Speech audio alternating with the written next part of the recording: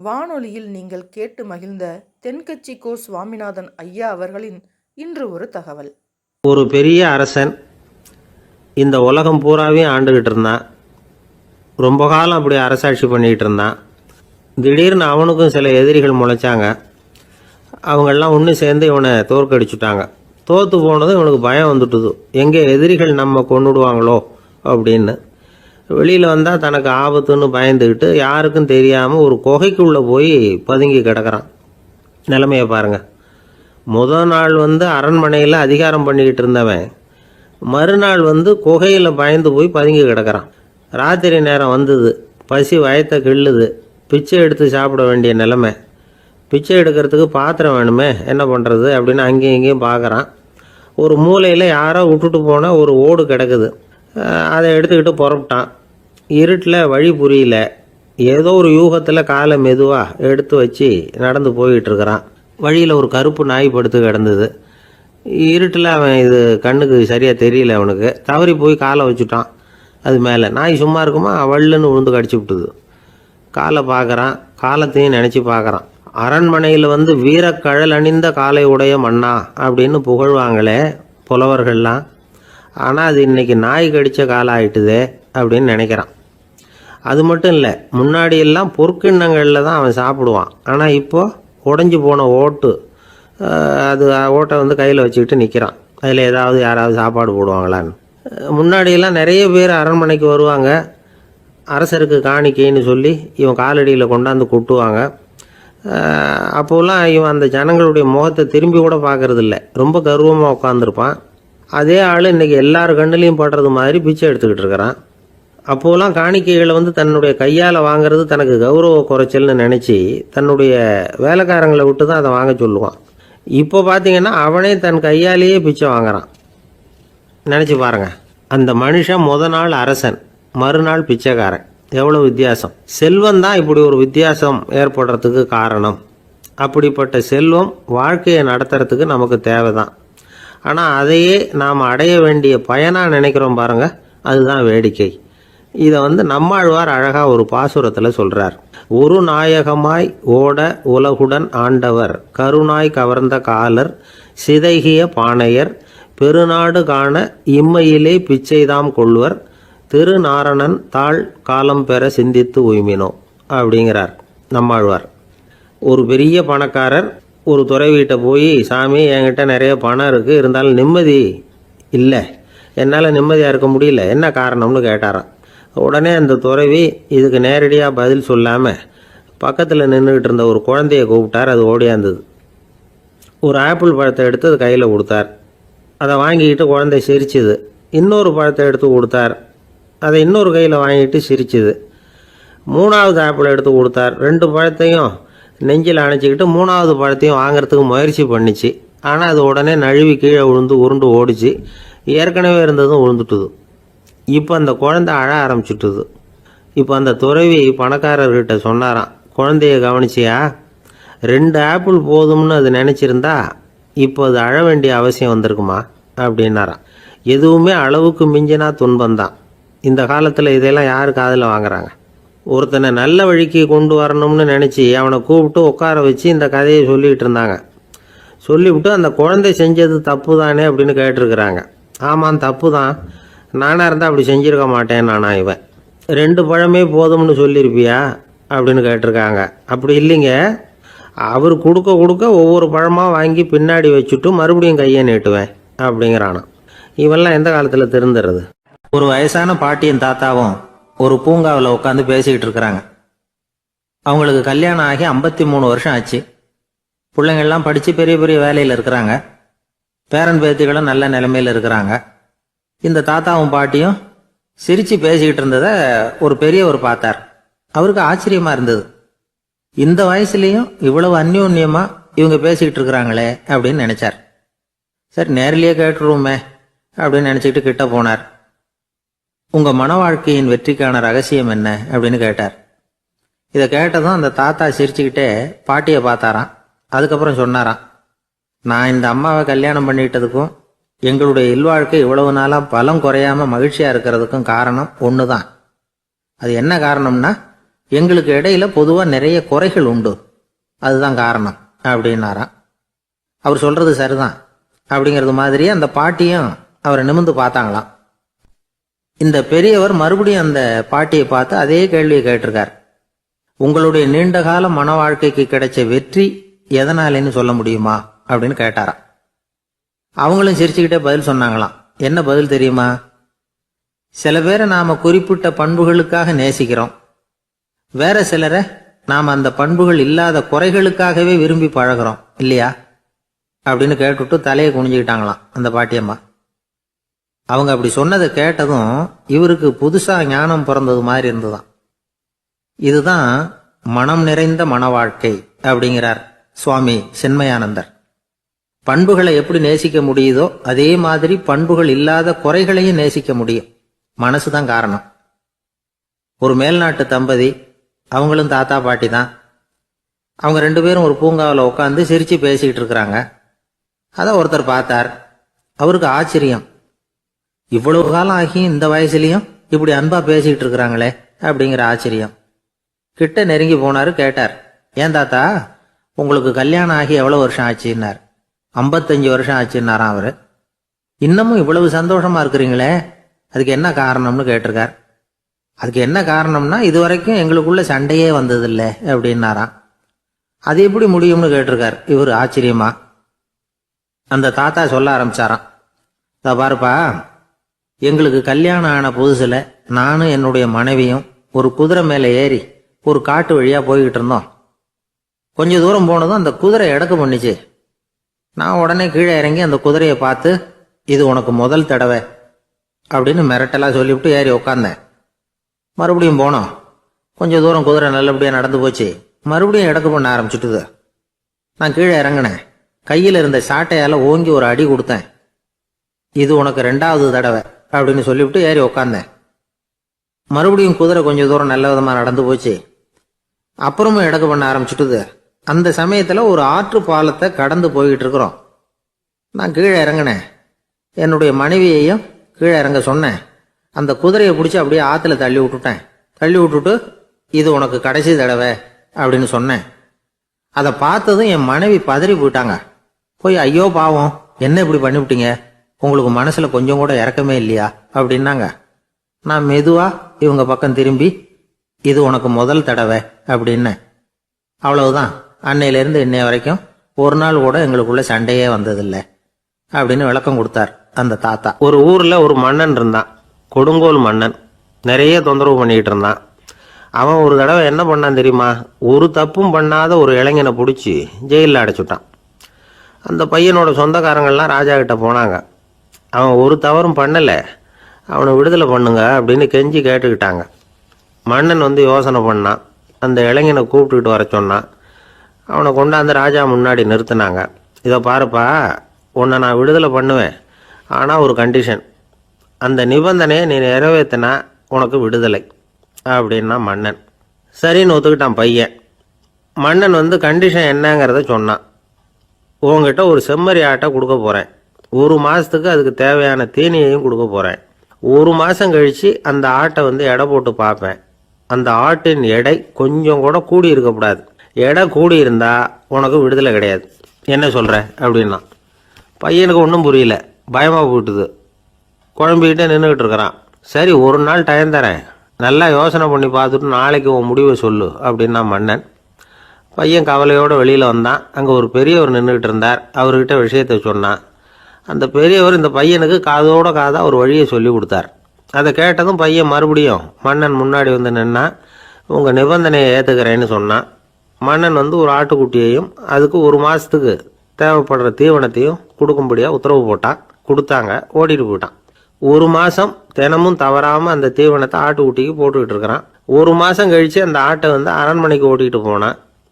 மன்னன் அதை எடை போட்டு பார்க்குறான். எடை கூடவே இல்லை, அப்படியே தான் இருக்குது. உடனே போட்ட நிபந்தனைப்படி அந்த இளைஞனை வந்து விடுதலை பண்ணிவிட்டான். சரி, ஆட்டுக்கு எடை கூடாமல் இருக்கிறதுக்கு அந்த பெரியவர் சொல்லி கொடுத்த யோசனை என்ன அப்படின்னா, அது வேற ஒன்றும் இல்லை. அந்த ஆட்டுக்கு எதிரில் அது கண்ணில் படுற மாதிரி ஒரு ஓநாயை கட்டி போட சொன்னார். அவ்வளவுதான். ஆட்டுக்கு ஓநாய்ங்கிறது பிறவி பகை. ஓநாயை பார்த்தா ஆடு நடுங்க ஆரம்பிச்சிரும், அவ்வளவு பயம். தினமும் அந்த ஆடு பயந்துக்கிட்டே தீனி சாப்பிட்டுது, எடை கூடல. அதுதான் ரகசியம். இது சின்ன பிள்ளைங்களுக்கான ஒரு கதை. இதிலேருந்து தெரிஞ்சுக்க வேண்டிய உண்மை என்னன்னா, நாமெல்லாம் சாப்பிட்றப்ப மனசும் உடம்பும் அமைதியாக இருக்கணும். அப்போ தான் அது உடம்புல ஒட்டும். அவசரத்துலேயும் பயத்துலையும் சாப்பிட்டா அது சரியாக ஜீரணமாகாது. இன்னொரு ராஜா இருந்தார். அவரும் ஒரு இளைஞனை ஜெயிலில் அடைச்சி விட்டார். விடுதலை பண்ணணும்னா ஒரு கண்டிஷன்னார். என்னன்னு கேட்டான். ஒரு ஆட்டுக்குட்டியை அவன் முன்னாடி கொண்டாந்து நிறுத்துவேன், நீ அதுக்கிட்ட ஒரு கேள்வி கேட்கணும், அதுக்கு சரியான பதிலை சொல்லணும். அப்படி செஞ்சுட்டா உனக்கு விடுதலைன்னார்.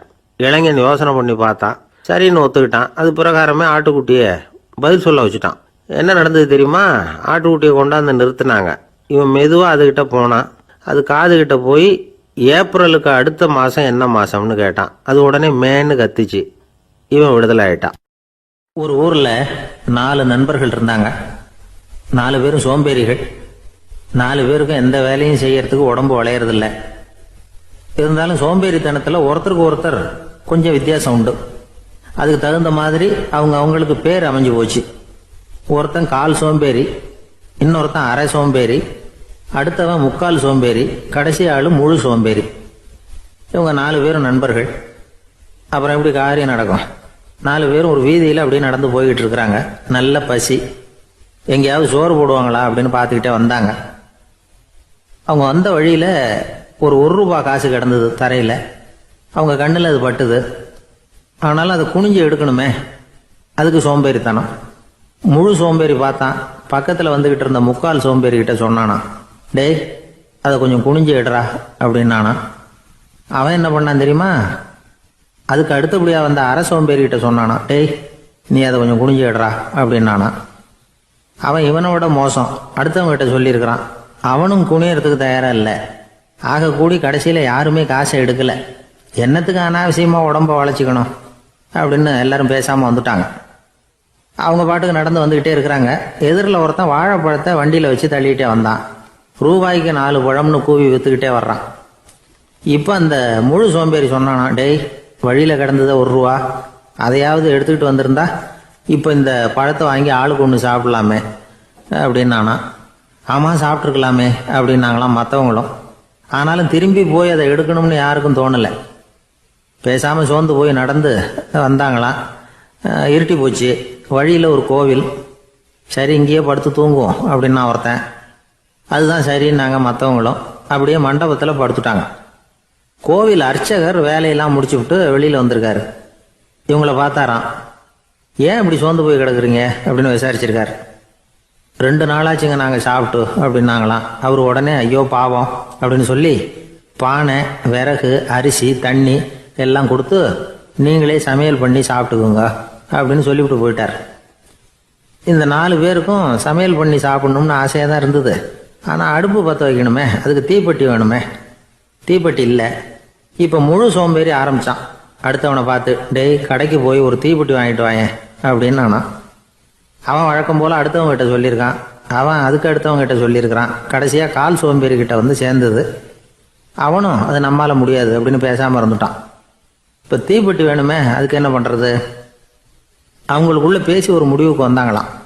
அதாவது யார் முதல்ல வாயை திறந்து பேசுகிறாங்களோ அவங்க தான் தீப்பெட்டி வாங்கிறதுக்கு போகணும் அப்படின்னு. அவ்வளவுதான். உடனே 4 பேரும் வாயை கெட்டியாக மூடிக்கிட்டு படுத்துக்கிட்டாங்க.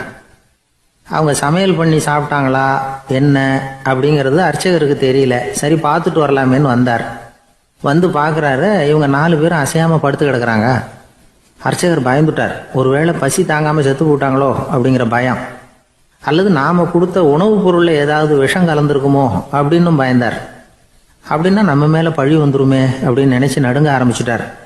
அப்புறம் அவரும் ஒரு முடிவுக்கு வந்தாராம். கோவிலுக்கு பக்கத்துலேயே ஒரு பெரிய குழி இருந்தது. அதில் ஒவ்வொருத்தரையா இழுத்துக்கிட்டு போய் போட்டார். கொஞ்சம் மண்ணை தள்ளினார். காலால் மிதிச்சார். அவர் மிதித்த மிதி ஒருத்தன் அடி வயத்தில் போட்டுவிட்டுது. அவன் உடனே வலி தாங்காமல் ஐயோ அம்மான்னு அலறினான். உடனே நடந்தது என்ன தெரியுமா? மற்ற 3 பேரும் துள்ளி எழுந்திரிச்சாங்களாம். அவனை பார்த்து நீ தாண்டா தீப்பெட்டி வாங்க போகணும், நீ தாண்டா வாங்க போகணும், நீ தான் சத்தம் போட்ட அப்படின்னு சொல்லி ஆரம்பிச்சிட்டாங்களாம். அர்ச்சகர் பார்த்தார். இது பேய் மாதிரி தெரியுதுன்னு நினச்சிக்கிட்டு ஒரே ஓட்டமாக ஓடி போட்டாராம். கிராமப்புறங்களில் இப்படி ஒரு கதையை சொல்கிறது உண்டு. சோம்பல்ங்கிறது நம்ம முன்னேற்றத்துக்கு பெரிய தடை அப்படிங்கிறத நாம் புரிஞ்சுக்கணும். அதுதான் இந்த கதை சொல்கிற நீதி. ஒரு பள்ளிக்கூடத்தில் ஒரு புதுமையான போட்டி நடந்துதான். அதாவது சோம்பேறித்தனத்துக்கு பரிசு. அதில் 2வது பரிசு யாருக்குன்னு அறிவிச்சாங்க. ஒரு பையன் எழுந்திரிச்சு மெதுவாக நடந்து போய் பரிசை வாங்கிட்டான். அடுத்தது முதல் பரிசு யாருக்கு அப்படின்னு அறிவிச்சாங்களாம். அவன் கடைசி வரிசையிலேருந்து கத்தனானா, ஐயா அதையும் அந்த பையன் மூலமாகவே கொடுத்து அனுப்பி வச்சிருங்க, இங்கே வந்தது நான் வாங்கிக்கிறேன் அப்படின்னு. காஞ்சிபுரத்தில் பல்லவ ராஜா ஒரு கோவில் கட்டினார், கைலாசநாதர் கோவில். அதுக்கு கும்பாபிஷேகம் பண்ணுறதுக்கு ஒரு நாள் குறிப்பிட்டு அதுக்கு வேண்டிய ஏற்பாடுகள்லாம் பண்ணினார். முதல் காரியமாக கடவுளை வேண்டிக்கிட்டார், நீங்கள் இந்த கும்பாபிஷேகத்துக்கு நேரில் வந்து கலந்துக்கணும்னார். கடவுள் அந்த ராஜா கனவுல வந்தார். நீ கும்பாபிஷேகம் வச்சிருக்கிற அதே நாளில் அதே நேரத்தில் எனக்கு இன்னொரு ஊரில் ஒரு கும்பாபிஷேகம் இருக்குது, அதுக்கு போக வேண்டியிருக்கு. அதாவது திருநின்ற ஊரில் என்னுடைய பக்தர் ஒருத்தர், அவரும் ஒரு கோயில் கட்டி கும்பாபிஷேகம் செய்கிறார், நான் அதுக்கு போக வேண்டியிருக்கு, அதனால் உன்னுடைய தேதியை நீ மாற்றி வச்சுக்கோ அப்படின்னார். கடவுள் தான் எங்கேயும் இருக்கிறவராச்சே, அவர் நினச்சா 2 இடத்துலையும் இருந்து கோயில் கும்பாபிஷேகத்தை நடத்த முடியாதா? ஏன் அப்படி செய்யலை? அது ஒரு முக்கியமான காரணத்துக்காகத்தான். திருநின்ற ஊரில் இருந்த பூசலாருங்கிற அந்த அடியாரின் பெருமையை இந்த உலகத்துக்கு எடுத்து காட்டணுங்கிறதுக்காகத்தான் கடவுள் அந்த ராஜா கிட்ட அப்படி சொன்னார். சரி, அந்த அடியார் அப்படி என்னதான் பெருசாக கோயில் கட்டி விட்டார்? ராஜா கட்டின கோயிலை விட பெருசா? அவர் கட்டினது கருங்கல்லாலேயோ மண்ணாலேயோ மரத்தாலேயோ இல்லை. அவர் கட்டின கோயில் வேற மாதிரி. அது மனசால கட்டின கோயில், மனசுக்குள்ளே இருக்கிற கோவில், மனக்கோவில். அந்த அடியார் தன்னோட மனசுக்குள்ள மாசக்கணக்காக ஒவ்வொரு கல்லாக சேர்த்து கட்டின கோவில். இந்த விஷயம் ராஜாவுக்கு தெரியாது. அவர் என்ன நினச்சுட்டாரு, அது நாம் கட்டின கற்கோயிலை விட ரொம்ப பெருசாக இருக்கும் போல இருக்கு அப்படின்னு நினச்சிட்டார். சரி, அப்பேற்பட்ட அந்த கோயிலை தரிசனம் பண்ணிவிட்டு வருவோம் அப்படின்னு நினச்சி ராஜா திருநின்ற ஊருக்கு போகிறார். அங்கே போய் பார்த்தா கோயிலையும் காணும், ஒன்றையும் காணும். கடைசியில் பூசலார் கட்டின மனக்கோவில் தான் அதுங்கிறத அவர் புரிஞ்சுக்கிறார். உடனே அந்த அடியாரின் காலில் விழுந்து வணங்குறார். அவரோ, இது மனசால முயன்ற கோவில், இதுக்கு இத்தனை பெருமையா அப்படின்னு ஆச்சரியப்படுறார். இதில் ஆச்சரியப்படுறதுக்கு ஒன்றும் இல்லை. ஆண்டவன் விரும்புறது அகபக்தியையே தவிர புற தோற்றங்களே அல்ல. இதை நாம் புரிஞ்சுக்கிட்டோம்னா நமக்குள்ள எந்த வேறுபாடுகளும் வர்றதுக்கு வழியே இல்லை. இன்னொரு ராஜா இருந்தார். அவர் ஆண்டவனுக்கு படைக்கிறதுக்காக ஒரு தார் நல்ல செவ்வாழை பழமாக எடுத்துக்கிட்டு போகணும்னு நினச்சார். அதனால் நாளே அதை வாங்கிட்டு வர சொன்னார் வேலைக்காரங்கிட்ட. வேலைக்காரன் போனால் கடைத்தெருவில் ஒரு தார் பழம் வாங்கினா, வர்ற வழியில் அவன் குடிசை. அப்படியே எட்டி பார்த்துட்டு போவோமேன்னு நினச்சான். போனான். அங்கே இவனோட குழந்தை பாவம் பசியால் கத்திக்கிட்டு இருக்கு. இவன் பார்த்தான், இவ்வளவு பெரிய தாரில் ஒரு 2 பழம் எடுத்தா தெரியவா போகுது அப்படின்னு நினச்சி ஒரு 2 பழத்தை பிச்சு அந்த குழந்தைகிட்ட கொடுத்தான். அதை வாங்கி வயிறார சாப்பிட்டுது, பசி அடங்குச்சு, விளையாட போயிட்டுது. இவன் அதுக்கப்புறம் வாழைப்பழத்தை எடுத்துக்கிட்டு அரண்மனைக்கு வந்தான். 2 பழம் பிச்சிருக்கிறது ராஜாவுக்கு தெரிஞ்சு போச்சு. இவன் உண்மையை சொல்லிவிட்டான். உடனே ராஜா, கடவுளுக்கு படைக்க வேண்டிய பொருளை குழந்தை எச்சில் பண்ண விட்டுருக்கியே அப்படின்னு சொல்லி அவனை கட்டி வச்சு சாட்டையால் அடித்தார். பாவம். மறுநாள் பழத்தை கோயிலுக்கு எடுத்துகிட்டு போனார். கடவுள் முன்னாடி வச்சார். கடவுள் கண்ணை திறந்து பார்த்தார், பழம்லாம் அழுகி இருக்குது. என்ன இது அழுகி போன பழம் அப்படின்னார். ராஜா முழிச்சார்.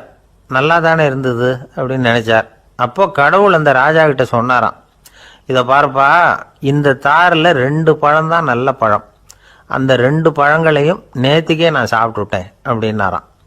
அப்போ தான் ராஜாவுக்கு புரிஞ்சுது, ஏழை குழந்தையின் பசியை தீர்க்கறதுக்காக உதவுன அந்த 2 பழம்தான் இறைவன் சாப்பிட்ட பழம்னு. இறைவன் இருக்கிற இடம் எது? இதுதான்.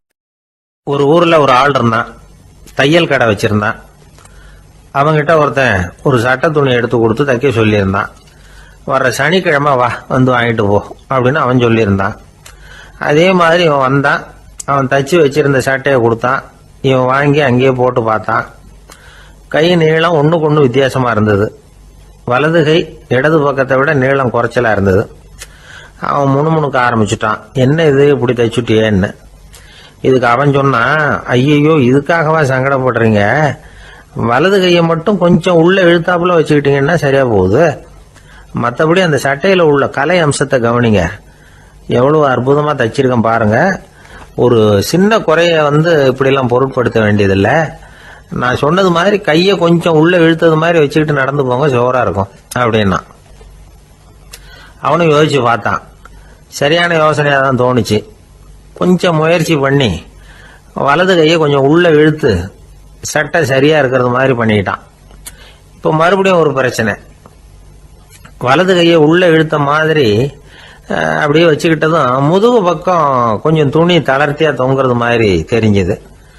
என்ன இது, முதுகு பக்கம் துணி குவிஞ்சுட்டுதே, தொங்குதே அப்படின்னா மறுபடியும், அடடா இதுக்காகவா கவலைப்படுறீங்க, உடம்ப அதுக்கு தகுந்த மாதிரி கொஞ்சம் வளைச்சிக்கிட்டா சரியா போடுது. இதுக்காக அந்த அழகான தையலை பிரித்து அதில் உள்ள கலை அம்சத்தை கெடுக்கிறதுக்கு என் மனசு இடம் தரல. எவ்வளவுக்கு தளர்த்தியா இருக்கோ அவ்வளவுக்கு கொஞ்சம் உடம்ப வளைச்சி அப்படி குனிஞ்சது மாதிரி போங்க போதும் அப்படின்னா. அதுவும் நல்ல யோசனையாக தான் பட்டுது இவனுக்கு. சரின்னு சொல்லிவிட்டு புறப்பட்டான். தெருவில் இறங்கினான். கையை கொஞ்சம் உள்ளே இழுத்தான், உடம்ப கொஞ்சம் முன்னால் வளைச்சான், சட்டைக்கு தகுந்த மாதிரி உடம்ப பண்ணிக்கிட்டான், மெதுவாக நடந்து போகிறான். இப்போ எதிரில் இன்னொருத்தன் வரான். இவனை பார்க்குறான், இவன் போட்டிருக்கிற சட்டையை பார்க்குறான். ஆஹா அற்புதம்ங்கிறான். சும்மா சொல்லக்கூடாது, ரொம்ப நல்லா இருக்கு, நிச்சயமா இது இந்த ஊர் மேல தெருவில் இருக்கிற ஒருத்தன் இருக்கானே, அவன் தைச்சதா தான் இருக்கணும் அப்படின்னா. இதை கேட்டதும் அவனுக்கு ஆச்சரியம். எப்படி அவ்வளவு கரெக்டா கண்டுபிடிச்சிங்க அப்படின்னு கேட்டிருக்கான். இதுக்கு அந்த வழிபோக்கன்னு சொன்னானா, அவன் ரொம்ப கெட்டிக்காரன், உங்களை மாதிரி உடம்பும் கையும் வளைஞ்சு போன ஒரு ஆசாமிக்கு அவனை தவிர வேற யாராலேயும் இவ்வளவு பொருத்தமான ஒரு சட்டையை தைக்க முடியாது அப்படின்னானா. பாருங்க, அவனுக்காக இவன் அனுசரிக்க போய் இவனோட நிலைமை எப்படி ஆயிடுது பாருங்க. இதே மாதிரி தான் சில சடங்குகளும் சம்பிரதாயங்களும் நம்மளை கோமாளி ஆக்கி விட்டுரும். எதுவா இருந்தாலும் அதுல அறிவுபூர்வமான அணுகுமுறை அவசியம். ஒரு நர்ஸ் அவசரமா ஓடி டாக்டர் கிட்ட சொல்லிச்சான், டாக்டர் ஒரு தப்பு நடந்து போச்சு, 10ஆம் நம்பர் பெட்ல இருக்கிற பேஷண்ட்டுக்கு காலில் ஆபரேஷன் பண்றதுக்கு பதிலாக கையில் ஆபரேஷன் பண்ணி விட்டீங்க. கை ஆபரேஷன் பண்ணிக்க வேண்டிய ஆள் 7ஆம் நம்பர் பெட்ல இருக்கார் அப்படின்னு தான். அதுக்கு ஒரு பதட்டப்படாம சொன்னாராம், பரவாயில்ல இவரை தூக்கி 7ஆம் நம்பர் பெட்ல போட்டுரு அப்படின்னாராம். இந்த உலகத்துல எவ்வளவோ உயிரினங்கள் இருக்கு, ஒவ்வொன்றும் ஒவ்வொரு விதமா சண்டை போடுது. இப்போ 2 மாடு சண்டை போட்டுக்குதுன்னு வச்சுங்க, என்ன பண்ணும், 2 முட்டிக்கும். அதுக்கு சண்டை போடுறதுக்கு ஆயுதமாக உபயோகப்படுறது அதோட கொம்பு. 2 சேவல் சண்டை போட்டுக்குதுன்னு வச்சுங்க, அதுக்கு ஆயுதமாக உபயோகப்படுறது அதோட கால் நகம். காலால் தான் அது ஒன்றோட ஒன்று சண்டை போட்டுக்கும். ஆனால் 2 மனுஷன் சண்டை போட்டுக்கிறான்னு வச்சுங்க, இவன் இன்னதை தான் ஆயுதமாக உபயோகப்படுத்துவான்னு குறிப்பிட்டு சொல்ல முடியாது. கல்லை எடுப்பான், கத்தி எடுப்பான், துப்பாக்கி எடுப்பான், என்ன வேணாலும் பண்ணுவான். வாயால் திட்டுவான், கையால் அடிப்பான், காலால் உதைப்பான், சகலகலா வல்லவன். விலங்குகள்லாம் பொதுவாக வாயை சாப்பிட்றதுக்கு மட்டும்தான் உபயோகப்படுத்துது. ஆனால் இவனுக்கு சாப்பிட்றதுக்கும் அதுதான், சாப்பிட்டு விட்டு திட்டுறதுக்கும் அதுதான். ஆனால் ஒரு விஷயத்தில் மட்டும் கெட்டிக்கிறேன், அதாவது நாம் சண்டை போட்டுக்கிட்டாலும் பரவாயில்லை, கோழிகள் சண்டை போடாமல் இருக்கணும் அப்படின்னு ஆசைப்படுறான். எதுக்காக? கோழிகள் சண்டை போடாமல் இருந்தால் நிறைய முட்டைகள் போடுமா, அதுக்காக தான் இந்த அக்கறை. கோழி பண்ணை வச்சிருக்கிறவங்களுக்கு இது ஒரு பெரிய பிரச்சனை. அதாவது பண்ணையில் இருக்கிற கோழிகளுக்குள்ளே அடிக்கடி சண்டை வந்துடும், அதனால் முட்டை உற்பத்தி குறைஞ்சிரும். சரி, இதுக்கு என்ன பண்ணுறது? பண்ணையில் போய் உட்காந்துக்கிட்டு தினமும் பஞ்சாயத்து பேசிகிட்டு இருக்க முடியுமா? அமெரிக்காவில் கோழி பண்ணை வச்சிருக்கிற ஒருத்தர் இதை பற்றி யோசனை பண்ணி பார்த்தாராம். ஒரு வழியையும் கண்டுபிடிச்சிருக்கார். கோழிக்கெல்லாம் மூக்கு கண்ணாடி மாட்டி விட்டுட்டோம்னா அது சண்டை போடுற குணம் குறைஞ்சிரும், முட்டை அதிகமாகிடும். அந்த கண்ணாடியில் உள்ள லென்ஸு சிவப்பு நிறத்தில் இருக்கணும், அவ்வளவுதான் அப்படின்னு அவர் கண்டுபிடிச்சாராம். இது ஏற்கனவே நடைமுறையில் கண்டுபிடிக்கப்பட்ட ஒரு விஷயம். ஆனால் எல்லா கோழிக்கும் சிவப்பு மூக்கு கண்ணாடி எப்படி மாட்டி விடுறது? அப்படியே மாட்டி விட்டாலும் அது நழுவாமல் இருக்கணுமே. இப்போ நாமெல்லாம் நடு வரலால் மூக்கு கண்ணாடி நடுவில் தொட்டு அப்படி ஸ்டைலாக சரி பண்ணிக்கிறோம், அது மாதிரி கோழி எப்படி சரி பண்ணிக்கும்? இதுதான் பிரச்சனை. இதுக்கு அவர் என்ன வழி கண்டுபிடிச்சாருன்னா, கோழிக்கெல்லாம் மூக்கு கண்ணாடிக்கு பதிலாக விழியொட்டு வில்லைகள், கான்டாக்ட் லென்ஸ், அதை பொருத்தி விட்டா என்ன அப்படின்னு யோசனை பண்ணார். அதே மாதிரி பண்ணார். அதே மாதிரி செஞ்சு பார்த்தார், வெற்றி. அதுக்கப்புறம் கோழியெல்லாம் சண்டை போட்டுக்கலையாம், சமாதான பிரியர்களாக ஆகிட்டு தான். கோழிகளுக்கு இயல்பாகவே சண்டை போடுற குணம் உண்டு. ஆனால் அதோட கண்ணுக்கு பார்க்குற பொருள்லாம் ரோஜா நிறத்துலையோ அல்லது இன்னும் சொல்ல போனால் அழுத்தமான சிவப்பு நிறத்துலையோ தெரிஞ்சதுன்னா சண்டை போடுற குணம் குறைஞ்சிருதான். அந்த சமயத்தில் அது அதிகமாகவும் முட்டையிட ஆரம்பிச்சுடுதான். அதே நேரத்தில் இறை எடுக்கிறத கூட குறைச்சிக்குதான். இது ஏன் இப்படி பண்ணுதுங்கிறது விஞ்ஞானிகளுக்கு இன்னமும் புரியலையா. எப்படியோ அமெரிக்க கோழிகள்லாம் கான்டாக்ட் லென்ஸ் பொருத்திக்க ஆரம்பித்தாச்சு. கோழி கழுத்தை பிடிச்சிக்கிட்டு ஒரு சில வினாடிகளில் அதை பொருத்தி விட்றாங்களாம். கோழியோட ஆயுள் பூரா அது அப்படியே இருக்குமா. பண்ணையில் முட்டை உற்பத்தி குறைஞ்சா இது மாதிரி விஞ்ஞானபூர்வமாக பரிகாரம் தேடுறது தான் நல்லது. நமக்கு வேண்டியப்பட்ட ஒருத்தர் அவர் ஒரு கோழி பண்ணை வச்சுருந்தார். அந்த பண்ணையில் பாதி கோழி திடீர்னு செத்து போச்சு. உடனே ஒரு கால்நடை மருத்துவர்கிட்ட போக வேண்டியது தானே. அங்கே போகல. உள்ளூரில் மந்திரம் பண்ணிகிட்டு இருந்த ஒரு சாமியார்கிட்ட போனார். அவர் காலில் விழுந்தார். சாமி, என் பண்ணையில் பாதி கோழி செத்து போட்டுதுன்னார். சாமியார் யோசனை பண்ணார். சரி, பண்ணையில் வாசப்படி கிழக்கு பக்கமாக வச்சுருக்கியா மேற்கு பக்கமாக வச்சுருக்கியான்னு கேட்டார். கிழக்கு பக்கமாக இருக்குன்னார் அவர். அதுதான் தப்பு, மேற்கு பக்கமாக அதை மாற்று சரியாக போடும்னாராம். அதே போல் இவர் போய் மாற்றிவிட்டார். அப்பவும் பாதி செத்து போச்சு. மறுபடியும் சொன்னார், சாமி மறுபடியும் பாதி கோழி செத்து போட்டுதேன்னார். சரி, கூரை எப்படி போட்டிருக்க, ஓடு போட்டிருக்கியா இல்லை கீத்து போட்டிருக்கியான்னார். ஓடு போட்டிருக்கேன்னாராம் அவர். அதுதான் தப்பு, கீத்து போட்டுரும் சரியாக போடும்னாராம். சரின்னு போய் அதையும் மாற்றி பார்த்தார். மறுபடியும் போயிட்டுது, கோழி செத்து போச்சு. வந்தார். மறுபடியும் பாதி செத்து போச்சு சாமின்னு வந்தார். இவரும் யோசனையை மாற்றி மாற்றி சொல்லிகிட்டே இருக்கிறார்.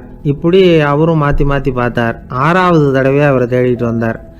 அந்த சமயத்தில் இவர் ரொம்ப தீவிரமாக யோசனை பண்ணி பார்த்துட்டு, அது சரிப்பா, நீயும் என்கிட்ட சளைக்காமல் வந்துக்கிட்டு இருக்கிற, நானும் யோசனை சொல்லிகிட்டு இருக்கேன். இப்போவும் உங்ககிட்ட சொல்கிறதுக்கு என்கிட்ட யோசனை நிறையா இருக்குது. ஆனால் சோதிக்கிறதுக்கு உங்ககிட்ட கோழி இல்லையே, என்ன பண்ணுறது அப்படின்னாராம் இவர். ஒரு ஊரில் ஒரு குரு இருந்தார், ஜென் குரு. அவரை தேடிட்டு ஒரு மன்னர் வந்தார். வந்தவர் ஜப்பான் மன்னர். தோட்டக்கலையை பற்றி தெரிஞ்சுட்டு போகிறதுக்காக அவர் வந்தார். எப்படி தோட்டம் அமைக்கிறது அப்படிங்கிறத பற்றி அந்த குரு விவரமாக சொல்லி கொடுத்தாரு. 1 நாள் 2 நாள் இல்லை, 3 வருஷம் கற்றுக் கொடுத்தார். அதுக்கப்புறம் சொன்னார், நான் கற்றுக் கொடுத்துட்டேன், இனிமேல் நீங்கள் போகலாம், போய் தோட்டம் அமைக்கலாம். அதுதான் உங்களுக்கு பரிசை. தோட்டம் அமைச்ச பிறகு சொல்லி அனுப்புங்க, நான் பார்க்குறேன். நீங்கள் இங்கே என்னவெல்லாம் கற்றுக்கிட்டீங்களோ அதையெல்லாம் அங்கே செயல்முறையில் செஞ்சு காட்டுங்க அப்படின்னு சொல்லி அனுப்பி வச்சார். மன்னர் போனார். அரண்மனைக்கு பக்கத்திலே ஒரு பெரிய தோட்டத்தை உண்டு பண்ணினார். அழகான மரங்களையும் செடிகளையும் உருவாக்கினார். கிட்டத்தட்ட 1000 தோட்டக்காரர்களை பயன்படுத்தி 3 வருஷங்கள் முயற்சி பண்ணி அந்த அழகான தோட்டத்தை உருவாக்கினார். குரு கிட்ட இருந்து செய்தி வந்தது, நாளைக்கு தோட்டத்தை பார்க்குறேன் அப்படின்னு. மன்னர் உடனே சுறுசுறுப்பாயிட்டார். முதல் நாளே தோட்டத்தை சுத்தப்படுத்தினார். ராத்திரி பூரா யாரும் தூங்கலை. எல்லாருக்கும் தோட்டத்தை ஒழுங்குபடுத்துகிற வேலை. அது அந்தந்த இடத்துல ஒழுங்காக இருக்குதா அப்படின்னு சரி பார்த்தாங்க. ஒரு தவறும் இல்லாத வகையில் அதை ஒழுங்குபடுத்தினாங்க. மறுநாள் குரு வந்தார், தோட்டத்தை பார்த்தார். அவருக்கு கோபம் வந்துட்டுது. மன்னருக்கு ஆச்சரியம், எப்பவும் சிரிச்சுக்கிட்டே இருக்கிறவர் இப்போ எப்படி இருக்கிறாரே அப்படின்னு. மெதுவாக குரு கிட்ட போய், எல்லாம் சரியாக தானே இருக்குது அப்படின்னார். எல்லாம் சரிதான், ஆனாலும் எங்கே அந்த பொன்னிற காற்று அப்படின்னார். உதிர்ந்த இலைகள், பொன் மஞ்சள் நிற இலைகள் காற்றில் அப்படி புரண்டு ஓடுவதை நான் பார்க்க முடியவில்லையே அப்படின்னாராம். அது இல்லாமல் இந்த தோட்டம் உயிரோட்டம் உள்ளதா இருக்காது. இதில் பாடல் இல்லை, ஆடல் இல்லை, அதெல்லாம் இல்லாமல் இந்த தோட்டம் ரொம்பவும் செயற்கையாக தெரியுதேன்னாராம். மன்னர் இப்போதான் யோசனை பண்ணார். கீழே கிடந்த காஞ்சி போன இலைகள் மட்டும் இல்லை, மரத்தில் இருந்த காஞ்சி போன இலைகளையும் அப்புறப்படுத்தி சுத்தமாக வச்சிருக்கிறார். இறப்பும் வாழ்க்கையினுடைய ஒரு பகுதி தான். மரணம்ங்கிறது வாழ்க்கைக்கு எதிரானது அல்ல, அதை நிரப்பும் ஒரு பகுதி தான் அது. மரணம் இல்லையில் வாழ்க்கையே இல்லை அப்படிங்கிறது பெரியவங்க கருத்து. இப்போ அந்த தோட்டம் அழகாக தான் இருக்குது, இருந்தாலும் அது ஒரு ஓவியம் மாதிரி உயிர் இல்லாமல் இருக்கு. குரு ஒரு வாளியை கையில் எடுத்துக்கிட்டார். தோட்டத்தை விட்டு வெளியில போனார். ஏற்கனவே வீசி எறிந்த அந்த சருகுகளை எல்லாம் அள்ளி கொண்டுகிட்டு வந்தார். உள்ள எல்லா இடங்கள்லையும் அதை வீசினார். உடனே காத்து அந்த காய்ந்த சருகுகளையும் பழுத்த இலைகளையும் அசைக்க ஆரம்பிச்சுட்டுது. இப்போ அங்க சலசல சத்தம், சங்கீதம், இலைகளின் நடனம், ஓவியம் மாதிரி இருந்த அந்த தோட்டத்துக்கு இப்போ உயிர் வந்துட்டுது. இதுதான் அந்த பொன்னான காற்று அப்படின்னாராம் குரு. மன்னருக்கு புரிஞ்சுது. மிகப்பெரிய ஜென் கேள்வி ஒன்று உண்டு. உம்மான் அப்படிங்கிற ஒரு பெரிய குருவை பார்த்து துறவி ஒருத்தர் கேட்டாராம், இலைகள் எல்லாம் கீழே விழுந்து மரங்கள் மொட்டையாக இருக்கும் பொழுது என்ன நடக்கும்? இதுதான் கேள்வி. இதுக்கு உம்மான் சொன்ன பதில் பொன்னான காற்று, தி கோல்டன் விண்ட் அப்படின்னாராம். இதுக்கு என்ன விளக்கம்னா, உன்னுடைய எண்ணங்கள் எல்லாம் உன்னுடைய மனசிலிருந்து கீழே விழுந்து உனது உள்ளுணர்வானது மொட்டையாக நிற்கும் நிலைதான் அது. உனது வேர்களின் அருகில் காற்று வீசுகிறது. எல்லா எண்ணங்களும் உன்னிலிருந்து வெகு தூரத்துக்கு புரண்டு கொண்டே சென்று விடுகிறது. நீ அவற்றை கடந்து விட்டால் நீ அவைகளுக்கெல்லாம் மேலெழுந்து கீழே பார்ப்பவனைப் போல நிற்க ஆரம்பித்து விடுவாய். அதுதான் தியானம் என்பது அப்படின்னு சொல்றாங்க. தியானம்ங்கிறது எண்ணத்துக்கு எதிரானதில்லை. தியானம்ங்கிறது எண்ணங்களை கடந்து செல்வது தான். அதுக்கப்புறம் நாம பொன்னிற காற்றுல ஆட ஆரம்பிச்சிருவோம். இதுதான் பெரியவர்கள் சொல்றது. என்கிட்ட ஒருத்தர் தோட்டம் அமைக்கணும்னு யோசனை கேட்டு வந்தார். எல்லாம் சொல்லி கொடுத்தேன். செடிகள்லாம் செழிப்பா வளரணும்னா வேர் காயாம பார்த்துக்குங்க, தினமும் தண்ணி விடுங்க அப்படின்னு சொல்லி அனுப்பி வச்சேன். ஒரு மாசம் கழிச்சு அவர் தோட்டத்தை பார்க்கறதுக்காக போனேன். போய் பார்த்தா எல்லா செடியும் வாடி கிடக்குது. என்னங்க இப்படி பண்ணிவிட்டீங்கன்னு. நீங்க சொன்னபடிதான் செஞ்சேன்னார். என்ன செஞ்சீங்கன்னு கேட்டேன். வேர் காயாம பார்த்துக்க சொன்னீங்க, தினமும் ஒரு தடவை எல்லா செடியையும் ஒவ்வொன்றா பிடுங்கி பார்த்து வேர் காயாம இருக்கா அப்படின்னு பார்த்துட்டு அதுக்கப்புறம் தண்ணி பாய்ச்சனே, அவ்வளவுதான் அப்படின்னார்.